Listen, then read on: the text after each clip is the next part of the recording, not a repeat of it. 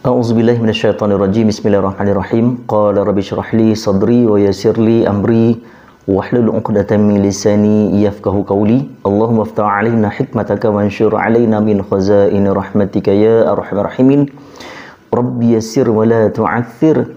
Rabbi tamim bil khair. Allahumma salli ala sayyidina Muhammad. Jadi assalamualaikum warahmatullahi wabarakatuh kepada sidang penonton dan juga para jemaah dan juga rakan media sosial saya yang dirahmati Allah, juga dicintai oleh Rasulullah sallallahu alaihi wasallam.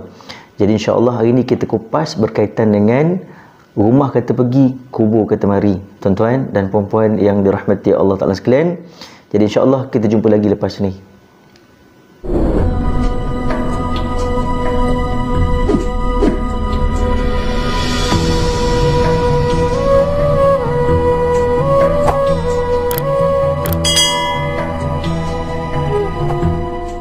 Assalamualaikum warahmatullahi wabarakatuh. Allahumma salli ala sayyidina Muhammad. Jadi terima kasih kepada rakan media sosial saya yang sudi melihat channel YouTube saya ni, Semangat Atar. Jadi tazkirah saya pada hari ini ialah rumah kata pergi, kubur kata mari, ya.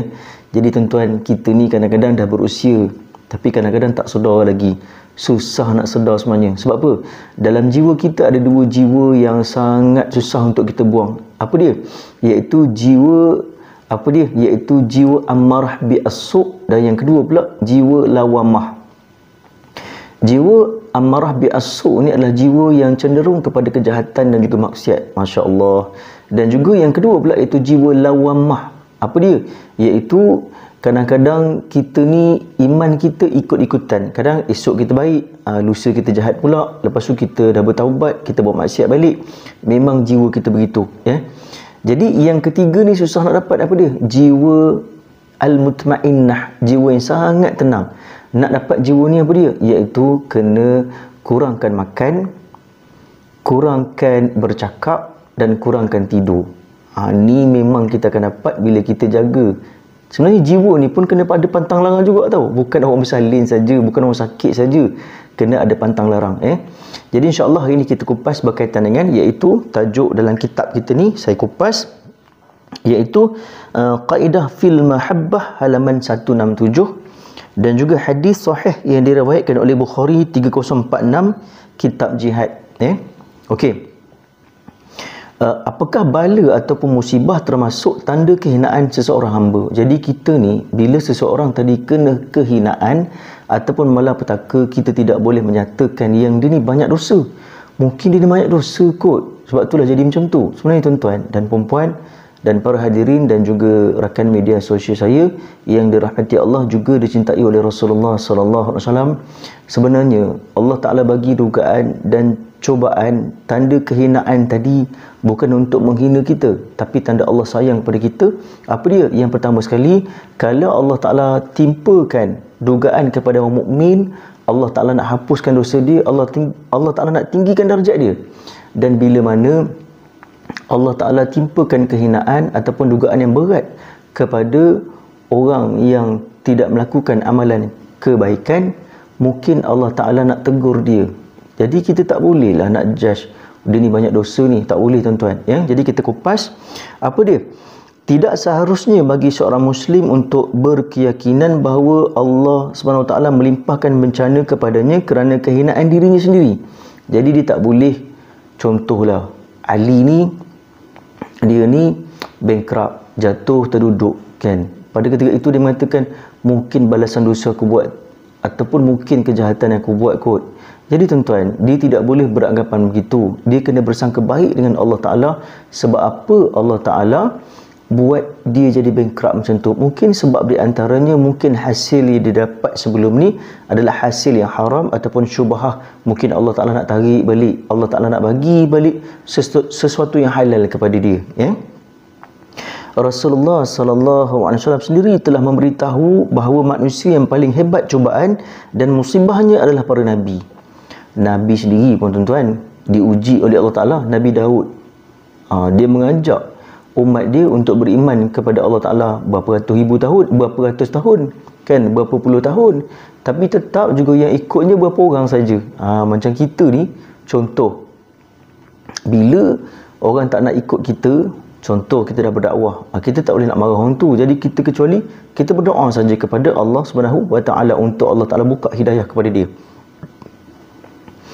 Dan juga Rasulullah sallallahu alaihi wasallam, Allahumma salli ala sayyidina Muhammad, sendiri telah memberitahu bahawa manusia yang paling hebat cubaan dan musibahnya adalah para nabi dan juga para rasul, ya, dan orang-orang soleh dan seterusnya. Orang soleh pun kena juga, tak terkecuali daripada dugaan dan cabaran yang Allah Taala bagi.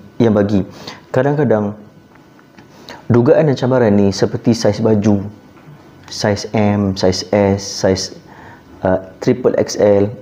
Saiz tadi bergantung kepada tahap keimanan individu tersebut. La yukallifullahu nafsan illa wus'aha, laha ma kasabat wa 'alaiha ma iktasabat. Sesungguhnya Allah Taala uji pada mereka yang layak untuk diuji saja, tapi dia tak akan uji lebih daripada itu, kan?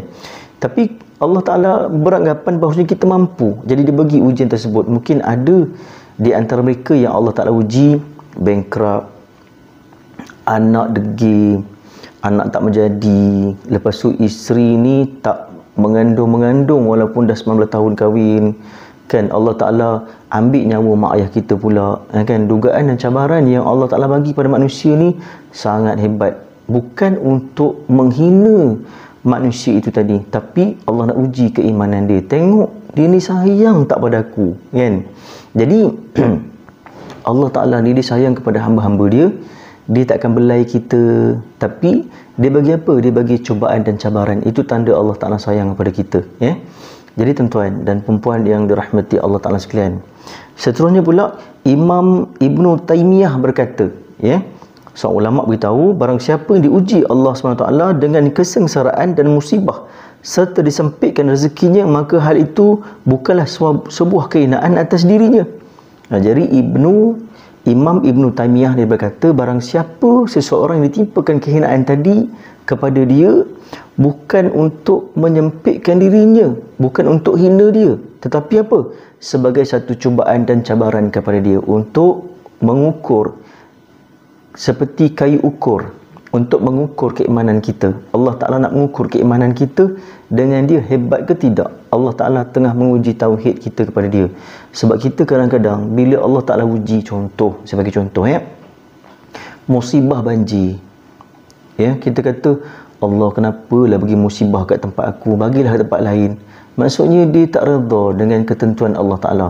Ataupun satu lagi, dia tak redha bila mana dia mengeluh, iaitu Allah, kenapalah rumah aku terbakar, kalaulah aku begini, kalaulah begitu. Kita sentiasa menggunakan perkataan kalau. Sedangkan itu takdir Allah Ta'ala. Kita berjalan di atas takdir Allah Ta'ala, bukan berjalan di atas takdir kita sendiri. Kita kena ingat, ya. Dan seterusnya pula apa dia? Akan tetapi sebagai cubaan dan ujian kepadanya, di mana jika ia tetap beribadah kepada Allah Ta'ala.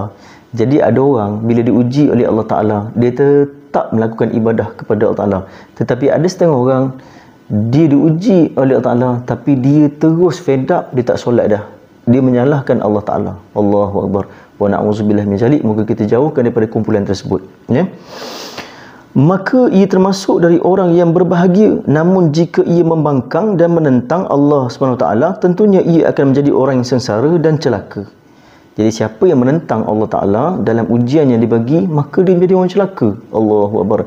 Perkataan celaka ni sangat hebat, sangat kesat. Tapi itulah bila mana kita mengingkari perintah Allah Ta'ala. Bila Allah Ta'ala nak tegur kita, dibagikan dugaan kepada kita, tapi kita tak nak terima dugaan tersebut, ataupun cabaran tersebut, ataupun teguran tersebut. Allahu Akbar. Tentunya ia akan menjadi orang sengsara dan celaka. Hal ini boleh kita lihat sikap para nabi dan orang-orang yang beriman ketika ditimpa musibah. Begitu juga dengan sikap orang-orang kafir ataupun pelaku maksiat. Kalau orang kafir bila diuji, tengok macam mana dia mengeluh, punyalah berjela-jela, dan juga para nabi ni bila diuji oleh Allah Ta'ala, Allahu Akbar, tenang je fikiran dia. Ulama pun sama, macam kita ular dalam semak. Mungkin bila kita diuji ni, kita mengeluh, kita jadi macam, kenapa aku macam tu, kenapa tak orang lain macam tu. Macam-macam pemikiran kita dan macam-macam persoalan pada minda kita akan berbentuk soal. Ya. Okey, kita pergi kepada apakah hukum menjenguk orang sakit, ya. Jawapan yang benar dari seluruh pendapat para ulama adalah bahawa wajib hukum menjenguk orang sakit. Jadi wajib untuk kita melihat orang sakit ni, kata tuan-tuan. Kita wajib untuk melihat orang sakit ni. Sebab apa? Sebab bila kita melihat orang sakit ni untuk menyedarkan diri kita sendiri juga, bukan untuk menyedarkan dia. Ya Allah, kesian dia sakit. Kan? Entah-entah esok aku pula, esok lusa aku pula sakit. Ni hari dia, esok hari aku pula. Macam tu. Jadi kita kena tengok siapa yang menyakitkan dia tadi. Siapa dia? Iaitu Allah Subhanahu wa taala. Bahasa tasawuf yang sangat mendalam, Dan juga dalilnya adalah sabda baginda Sayyidina Rasulullah sallallahu alaihi wasallam, berilah makan orang yang lapar, jenguklah orang yang sakit dan lepaskanlah tawanan. Kata Rasulullah sallallahu alaihi wasallam, ada 3 benda yang kita perlu buat sebagai seorang Islam. Yang pertama sekali iaitu berilah makan orang yang lapar. Tuan-tuan, kita tengok kat luar sana ramai orang lapar. Tapi adakah kita bersedekah? Kadang-kadang kita pandang pun tidak. Kadang-kadang orang datang minta RM1 pada kita, RM1. Kita kata benda, engkau nak buat apa dengan RM1 tu? Engkau mesti menipu ni. Itu mulut yang keluar pada mulut kita. Allahu Akbar. Kesian kadang-kadang orang yang minta sedekah. Tapi kita boleh tengok juga kadang-kadang orang yang menipu dan orang yang betul-betul jujur tu lain cara dia, Kita jangan semua nak serkap jarang sahaja, Dan juga jenguklah orang yang sakit. Nabi kata benda, jenguklah dan lihatlah orang yang sakit. Kita kena tengok orang sakit, jenguk dia, apa yang berlaku pada dia. Kadang-kadang kita kena bagi bantuan kepada ahli keluarga dia, walaupun orang sakit tadi tidak boleh makan, tapi berilah keperluan kepada dia. Macam contoh apa dia? Macam contoh orang sakit tadi memerlukan pampers, sebab dia akan berak, sebab dia mungkin dia tak boleh nak pergi tandas dan sebagainya, mungkin dia akan berak dalam pampers. So kita kena hulurkan bantuan, belikan pampers pada dia. Dan seterusnya apa dia? Iaitu lepaskanlah tawanan. Lepaskanlah tawanan tu banyak huraian di sini. Lepaskan tawanan tu orang yang tidak bersalah ke ataupun orang yang bersalah. Jadi lepaskanlah tawanan tadi orang yang bersalah. Macam zaman Rasulullah dulu, banyak orang yang tertawan ataupun orang yang ditawan. Jadi sebab apa? Ditawan oleh puak kafir Quraisy. Jadi kita kena lepaskan dia. Itu pada ketika zaman baginda Sayyidina Rasulullah sallallahu alaihi wasallam, Dan seterusnya pula dalam hadis Abu Hurairah radhiyallahu an, ada 5 perkara yang diwajibkan bagi setiap muslim kepada muslim lainnya. Apa dia? Iaitu kata dalam hadis Abu Hurairah ni dia beritahu ada 5 perkara yang diwajibkan bagi setiap muslim kepada muslimnya. Wajib bagi kita untuk lakukan kepada muslim yang selainnya. Apa dia? Iaitu menjenguk orang sakit. Dalam riwayat lainnya disebutkan ada 6 perkara yang menjadi kewajipan bagi setiap muslim kepada yang lainnya. Jadi ada 6 kewajipan bagi kita untuk menjaga kebajikan orang muslim ataupun orang Islam yang lainnya berbanding dengan adik-beradik kita. Okey, adik-beradik kita pun kena tolong tau kalau dia susah. Apa dia? Iaitu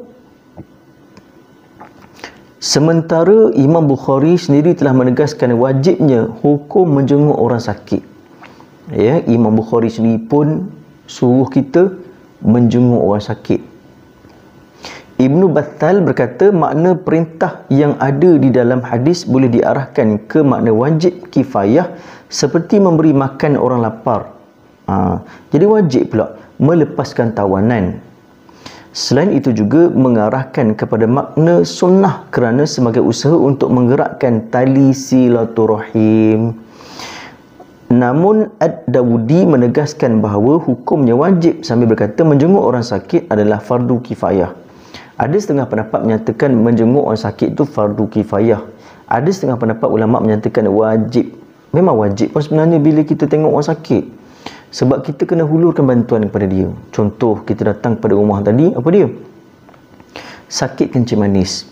Bila kita tahu dia sakit kencing manis, kita datang hulurkan bantuan kepada dia, kita bagi nasihat pada dia supaya dia bersabar, dan juga kita belikan susu ataupun makanan untuk mengubati, walaupun tidak ada ubat untuk kencing manis, tapi sekurang-kurangnya meredakan kebimbangan dia ataupun memberikan ketenangan kepada dia. Bila kita bagi barang tadi, kita meringankan kebebanan dia. Itu kaedah dia. Ataupun beli susu untuk mereka yang kena kencing manis supaya boleh mengkontrol glukosa dalam darah tadi. Kita boleh beli dan kita boleh buat. Senang je sebenarnya, ya. Okey. Namun Ad-Dawudi menegaskan bahawa hukumnya wajib sambil berkata menjenguk orang sakit adalah fardu kifayah. Majoriti ulama berkata bahawa pada dasarnya hukum menjenguk orang sakit adalah sunnah dan terkadang boleh menjadi wajib kifayah, fardu kifayah yang dituntut dalam Islam, ya.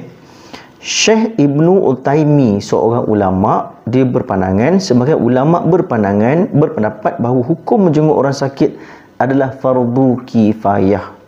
Jika seseorang Muslim pun tidak ada yang menjenguk orang sakit, maka wajib bagi yang mengetahuinya untuk menjenguknya. Jadi kadang-kadang jiran sebelah rumah kita sakit, tak ada siapa nak tengok dia, kan? Jadi kita ni sebagai jiran, kita wajib untuk tengok, pergi jenguk dia. Kadang-kadang kita jiran pun tak bercakap, ya. Jiran dengan kita keluar pagi, balik malam, tak bercakap. Jadi cuba ambil satu hari untuk berborak dengan jiran-jiran kita, tanya ada sama dia sakit ke tidak, dia memerlukan bantuan ataupun tidak.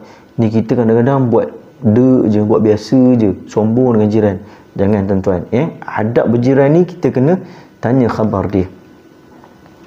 Dan juga hal itu disebabkan kerana Rasulullah sallallahu alaihi wasallam menjadikan sikap menjenguk orang sakit sebagai bahagian dari hak-hak setiap Muslim. Jadi Nabi sendiri pun dia menjadikan itu sebagai hak-hak untuk menjaga setiap orang Muslim, iaitu melawat, kan, orang yang sakit. Dan tidak patut bagi seorang Muslim yang mengetahui saudaranya sakit namun ia tidak menjenguknya. Alasannya adalah kerana tidak menjenguk saudaranya yang sakit tergolong sebagai bentuk pemutus tali silaturahim. Ada yang berendam lama tau dengan adik-beradik dia, ataupun berendam lama dengan jiran-jiran sebelah rumah, kan, sampai tak bercakap, tak tegur, putus hubungan silaturahim. Tak boleh macam tu, dosa besar, tak masuk syurga kita, ya. Okey. Jadi pendapat ini adalah pendapat yang rajih, di mana menjenguk orang sakit adalah fardu kifayah. Sebagaimana yang diketahui bahawasanya sebagai besar kerabat dan para teman orang sakitlah yang sering mengunjungi. Namun jika kita mengetahui kewujudan Muslim yang tidak dikenali di satu tempat dan ia jatuh sakit dan ternyata tidak ada seorang pun yang menjenguknya, maka wajib bagi kita menjenguknya. Alasannya adalah kerana sikap menjenguknya termasuk dari hak-hak kaum Muslim kepada sebahagiannya. Jadi kita ni bila ada orang sakit, kita wajib dan dituntut fardu kifayah untuk kita melawat dia, tuan-tuan. Bila orang sakit, tuan-tuan, bagilah bantuan kepada dia. Bukan kita pergi rumah dia, kita mengumpat pula orang lain, ataupun kita mengumpat depan dia. Itulah Cik Senah sebelah rumah tu kahwin 4 suami dia, Masya Allah, macam tu sekali. Jadi tak bolehlah macam tu. Jadi kita bila kita datang melawat orang sakit tadi, bawa buah tangan kepada dia, ya, cucikan badan dia, bersihkan pampers yang dia pakai yang belum dicuci. Jadi banyak benda kita boleh buat. Jadi insya-Allah saya rasa sekadar itu saja untuk saya kupas pada hari ini berkaitan dengan rumah kata pergi, kubur kata mari, ya. Kita ni tak tahu kita ni mati bila, tapi kita haraplah kematian kita tu matinya di akhirnya adalah husnul khotimah, bukan su'ul khotimah. Jadi insya-Allah kita jumpa lagi lepas ni, dan kita jumpa lagi untuk vlog yang akan datang. Wabillahi taufiq wal hidayah. Wassalamualaikum warahmatullahi wabarakatuh.